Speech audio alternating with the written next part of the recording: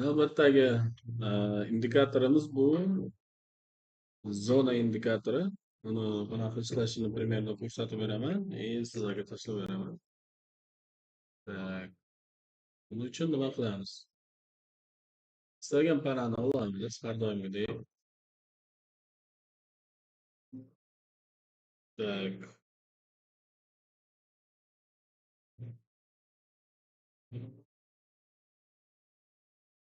hop, Ctrl bosamiz.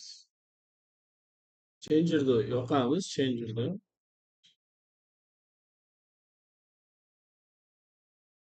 И zona indikatorini qidiramiz.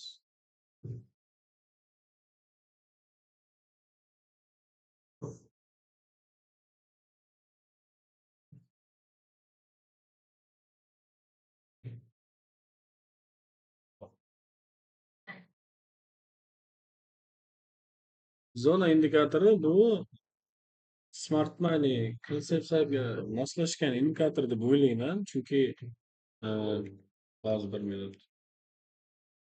Chunki bu ekstremumlardan mana ko'ryapsiz, zona chizib beryapti. Bu zonalar ishlaydi albatta, lekin hammasi 100% aniq ishlab beradi deb men kafolat bermayman. Bu qo'shimcha sizga qanaqadir instrument bu ishlashi mumkin. Shuni mana ko'rib chiqamiz. Audio USD parasida qanaqa ishlaganini. Hop, bu yerda sell zonani ko'rsatgan, sell zona ishlayapti mana. Buy zonani ko'rsatgan. Hammasini ko'rsatadi. Menimcha hammasini ko'rsatadi bu.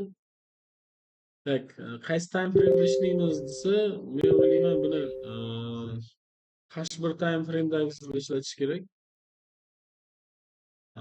Yana ham o'zlaringiz ko'rib chiqasizlar. Ishlash uslubi примерно mana shunaqa bo'ladi. Tak. Yomon emas. Menimcha bu ham ancha yordam beradi. Hech narsani bilmaydigan treyderlarga. Примерно qayerdan kirish mumkinligini hech bo'lmasa o'rganib olishadi. Ya'ni yarmi mana bu joylardan kirmasdan narx qaytish bo'lgan zonasini topib, o'sha zonadan mana bu yerda ekan примерно shu zonadan sellga kirib ko'rishga yordam beradi. Endi to'g'ri stop bu yerda juda ham katta. Endi bu shu konsepsiya, ya'ni smart money konsepsiyasida endi bilasizlar, stop o'zi juda ham katta bo'ladi. Bu qarab tekshirib, sharoitga qarab o'zlaringiz ishlaysizlar. Bu bepul indikatorlarimiz biri hammaga beryapmiz mana. Sizlar foydalanib ko'ring. Kamchilik bo'lsa rozi bo'lasizlar endi.